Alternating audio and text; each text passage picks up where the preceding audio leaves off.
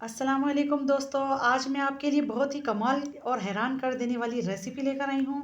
आज मैं आपको ऐसी रेसिपी बताऊँगी जिसमें ना तो हमने मैदा इस्तेमाल किया है और ना ही सूजी, ना ही ब्रेड और ना ही आलू। तो आज मैं आपको एक ऐसी चीज़ का इस्तेमाल बताने लगी हूँ जो कि अक्सर हमारे घरों में बच जाती है और हम उसे ज़ाया कर देते हैं।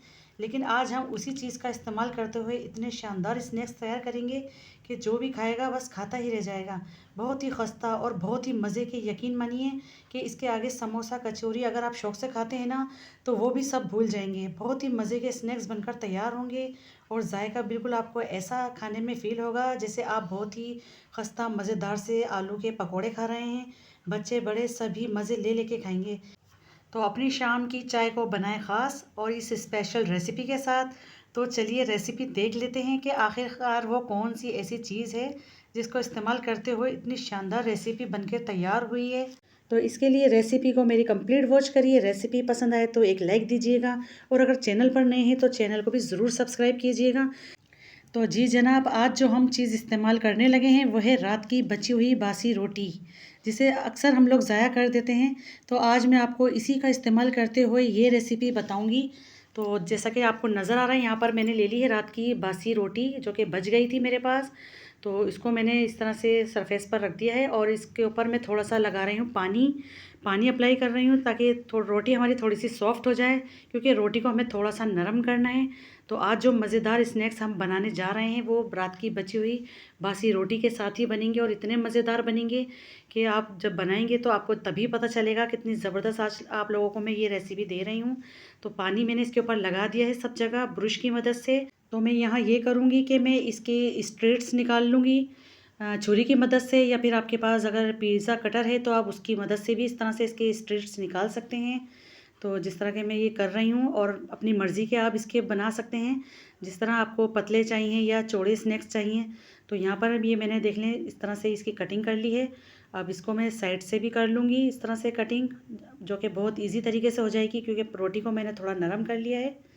तो ये देखें, और मिनटों में हो जाएगा ये काम, बिल्कुल भी परेशान होने की हमें बिल्कुल ज़रूरत नहीं होगी। तो ये देखें मैंने इसके पीसेस कर लिए हैं। सिर्फ एक रोटी से आज मैं आपको ढेर सारे स्नैक्स बनाकर दिखाऊंगी, और वो भी इतने मज़े के कि कोई पहचान ही नहीं पाएगा कि आपने ये बासी रोटी से बनाई है। देखें इस तरह से मैंने इसकी स्ट्रेट्स निकाल ली हैं और इस तरह की मैंने पीसेस कर लिए हैं इसके। जैसा आपको शेप पसंद हो आप इस तरह से इसका निकाल लीजिएगा। तो चलिए अब इसका दूसरा मेथड हम कर लेते हैं। तो यहाँ पर देखें मैंने इसको एक प्लेट में शिफ्ट कर दिया है जितनी भी मैंने रोटी की कटिंग की है। अब यहाँ पर मैं ले लेती हूँ एक बाउल, उसके अंदर मैं शामिल करूँगी आधा कप बेसन, क्योंकि आज जो मैं रेसिपी बना रही हूँ वो बेसन से बनाई जाएगी। तो इसके लिए मुझे आधा कप बेसन चाहिए जो कि मैंने पहले से छाना हुआ है। इसके अंदर शामिल कर रही हूँ 2 हरी मिर्च बारीक कट करके और 2 टेबल स्पून हरा धनिया, फ्रेश हरा धनिया, इसको भी मैंने बारीक कट कर लिया। अब इसके अलावा इसके अंदर शामिल करूँगी मैं कुछ स्पाइस। तो यहाँ पर मैं शामिल कर देती हूँ नमक हस्बे ज़रूरत, यानी हाफ़ टी स्पून मैंने नमक शामिल कर दिया, और हाफ़ टेबल स्पून इस पर शामिल की है मैंने कुटी हुई लाल मिर्च, और 1/4 चम्मच मैंने शामिल किया हल्दी पाउडर का, और हाफ़ टी स्पून इस पर ज़ीरा पाउडर शामिल कर रही हूँ। हाफ़ टी स्पून इसके अंदर कुटा हुआ धनिया शामिल किया है। तो बस ये सारी चीज़ें मैंने इसके अंदर शामिल कर दी। इसको मैं एक दफ़ा हिला लेती हूँ अच्छे से। अब इसके अंदर थोड़ा थोड़ा पानी डालकर मैं इसका एक घोल सा बना लेती हूँ। स्लरी बनानी है हमें इसकी, बहुत ज़्यादा थिक नहीं होनी चाहिए और बहुत ज़्यादा पतली नहीं होनी चाहिए।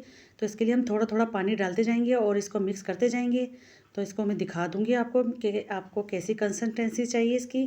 तो देखें मैं इसको हिला रही हूँ बहुत अच्छे से, इसका बैटर तैयार हो गया। ये देखें बस इस तरह का आपका स्मूथ होना चाहिए, बहुत ज़्यादा पतला नहीं होगा और ना ही बहुत ज़्यादा गाढ़ा होगा। तो बस स्पून के पीछे करके आप इसका चेक कर सकते हैं इसका टेक्सचर। ये देखिए ऐसा होना चाहिए कि स्पून में ठहरा हुआ है और जब हमने हटाया तो वो हट गया। बस इस तरह की इसकी कंसिस्टेंसी होनी चाहिए। तो बस यहाँ पर इसको बहुत ज़्यादा मज़ेदार करने के लिए इसके अंदर एक चीज़ और शामिल करेंगे। यहाँ मैंने शामिल किया है सफ़ेद तिल।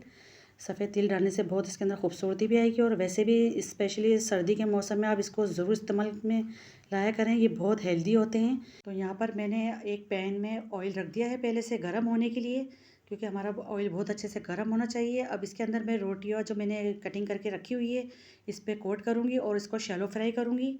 तो यहाँ पर देखें ऑयल मेरा गर्म हो रहा है, बहुत ज़्यादा ऑयल नहीं जाता है इस रेसिपी के अंदर। और इस तरह से मैं इसको उठाती जाऊंगी, इसको कोट करती जाऊंगी और इसके अंदर इसको फ्राई करती जाऊंगी। बस याद रहे कि हमारा ऑयल ठंडा नहीं होना चाहिए। अगर आप ठंडे ऑयल में ये डाल देते हैं तो सारा ऑयल ये अपने ऊपर जज़्ब कर लेंगे, बहुत ज़्यादा एब्जॉर्ब कर लेंगे और बिल्कुल भी क्रंची नहीं बनेंगी, बहुत बेकार से हमारी स्नैक्स हो जाएंगे। तो इसके लिए आप बस इस बात का ख्याल रखिए कि आपका ऑयल अच्छा तेज़ गर्म होना चाहिए और बस इसको इस तरह से अलटते पलटते हम इसको फ्राई कर लेंगे।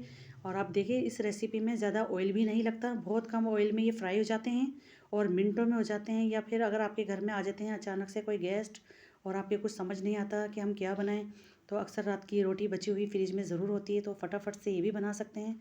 यकीन मानिए बहुत ज़बरदस्त है ये आज की रेसिपी। आपसे लोग पूछने पर मजबूर हो जाएंगे कि आपने ये किस चीज़ से बनाया है, क्योंकि कोई फील ही नहीं कर पाएगा कि ये रोटी से बनाए हुए स्नैक्स हैं। तो ये देखिए कितना खूबसूरत सा माशाल्लाह इसका कलर आ भी गया है। बस इस तरह से मैं इसको उलटते पलटते इसको निकाल रही हूँ और ये कलर चेक करें आप कितना खूबसूरत है। बहुत ज़्यादा इसके अंदर टाइम नहीं लगता। बस आप गरम ऑयल के ही अंदर डालिएगा इसको जब भी फ्राई करें, ठंडा ऑयल मत रखिएगा।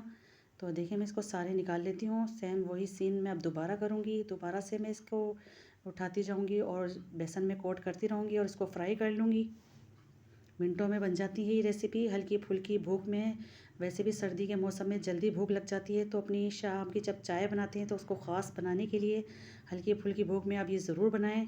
मैं तो आप लोगों को यही सजेस्ट करूँगी कि आज ही से ये रेसिपी अपने पास सेव कर लें, आपके काम आएगी बहुत ज़्यादा।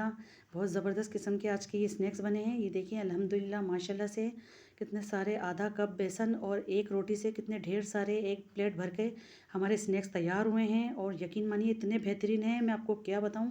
तो मैं इसको तोड़कर भी आपको दिखाऊंगी। जायका आपको बिल्कुल ऐसा खाने में फ़ील होगा कि जैसे कोई आप खस्ता मज़ेदार से आलू के पकोड़े खा रहे हैं। बिल्कुल पकोड़े खाने वाली आपको फ़ील आएगी, बच्चे क्या बड़े क्या सभी इसको मज़े ले लेके खाएंगे।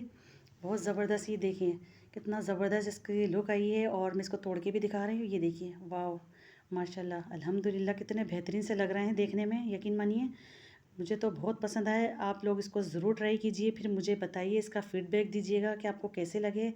हल्की फुल्की भूख में ये स्नैक्स और मिनटों में बन जाते हैं ये स्नैक्स। तो आई होप आपको आज की मेरी ये रेसिपी ज़रूर पसंद आई होगी।